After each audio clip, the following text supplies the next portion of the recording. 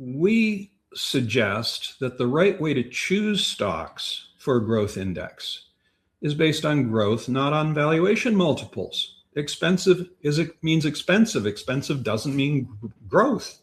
It means the market believes future growth is going to be there, but it doesn't mean it will be there. And it certainly doesn't mean that past growth is there. You know what the past growth is. Let's choose based on past growth.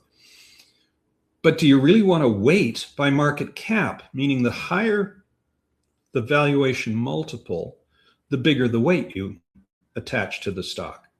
Why don't we weight by the dollar magnitude of that growth? So let's take a single stock example. NVIDIA has had stupendous growth over the last 5 years, over the last 10 years. Even off of a low base, they represent almost 10% of the total growth in the US economy measured by sales or profits of the company. Almost 10% of the total growth in sales in the US economy, almost 10% of the total growth in profits in the US economy, and almost 10% of the total growth in R&D spending in the US economy is this one stock. Working off of a low base, it's still 10% of economic growth. That's stupendous. Why don't we weight by the dollar magnitude of the growth? Apple has had very good growth, robust growth off of a much bigger base. And so its aggregate contribution to US economic growth has been comparable to NVIDIA. So is Alphabet, Google.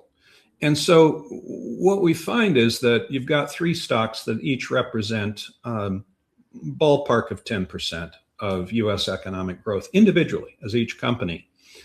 When you measure economic growth in terms of company profits nationwide, sales nationwide, and R&D spending, why don't we weight not by the popularity of the company, not by the glamour of the company, hence the title of this presentation, but by this observed dollar magnitude of that growth?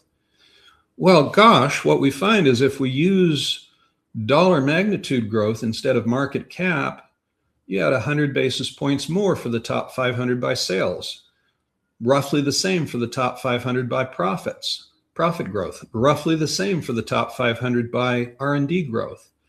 If you really drill down to the extreme hyper growth stocks, the top 100, you're adding 1.5% on top of what's already nearly 4% incremental return, meaning that you're finishing a 56-year span with nearly 5% per annum, 5% a year incremental return.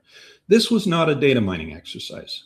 This was a thinking exercise where we thought, if you wanted to do growth, what's the right way to do it? It's to do it on growth. It's not to do it on market cap. It's not to do it on valuation multiples.